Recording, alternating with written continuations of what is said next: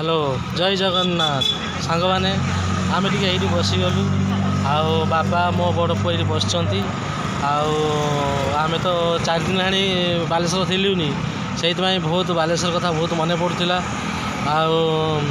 Finally Baleshwar जो आसीगलु आमको बहुत गर्व अनुभव हो मो निज माटी मु बसी मो बालेश्वर माटी मु बसी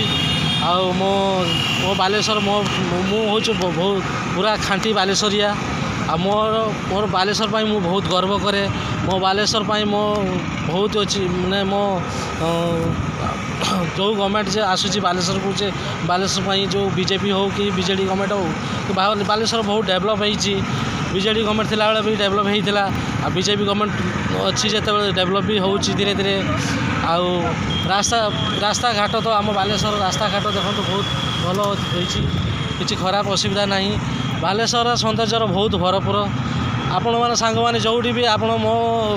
सन्देश पाँच बालेश्वर आसतु बुलायापाई देखिए बालेश्वर सौंदर्य बहुत भरपूर आप चांदीपुर जापारती कि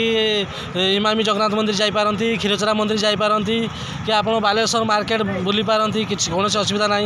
सबुरे सुविधा अच्छी खाइबारे पीबारे रही कौन असुविधा ना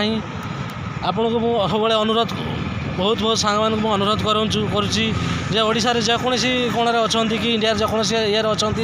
बालेश्वर आसतु बालेश्वर बुलतु बालेश्वर सौंदर्य भरपूर अच्छी आमर सबुठ बड़ सौंदर्य भरपूर हो बालेश्वर चांदीपुर बलामगढ़ी आप जदि शैवपीठ जी तो आप ठाकुर पीठ जापारती किसी असुविधा ना एठू आप आराम से पंचलिंगेश्वर शैवपीठ आराम से जी जो बालेश्वर मात्र 35 किलोमीटर रास्ता तो सेठू आप बुली पारती सेठू आप आराम से जीवे जो आप नीलगिरी आराम से जी किसी असुविधा ना नीलगिरी आप महाराजा पीठ महाराजा गढ़ देखिपारती जगन्नाथ मंदिर आप आराम से बुली पारे सेठू आप रिटर्न मारे बालेश्वर किसी असुविधा नहीं आप रहा खाइबा कौन असुविधा ना हो सांग मैंने एतिक रही मु घर को जीवी एवं तो ये टी बसीगली तो से आपण मानक कहीदेली जे आम बालेश्वर कथा मु 4 दिन थिलिनी तो से बालेश्वर आमको बहुत भल लगे तो बालेश्वर मु बहुत बालेश्वर जन्म होती बालेश्वर ही बढ़ी तो से बालेश्वर कथा ही बेसी मुझे कहि कहीं बालेश्वर मो पाई बहुत बड़ तो मु बहुत पूरा खांटी बालेश्वरिया तो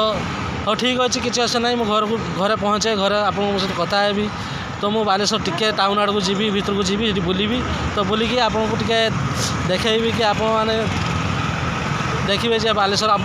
FM साइकेल देखीदेवे आपको देखी तो देखला डायरेक्ट मु घर को पलैबी फाइनाली जय जगन्नाथ।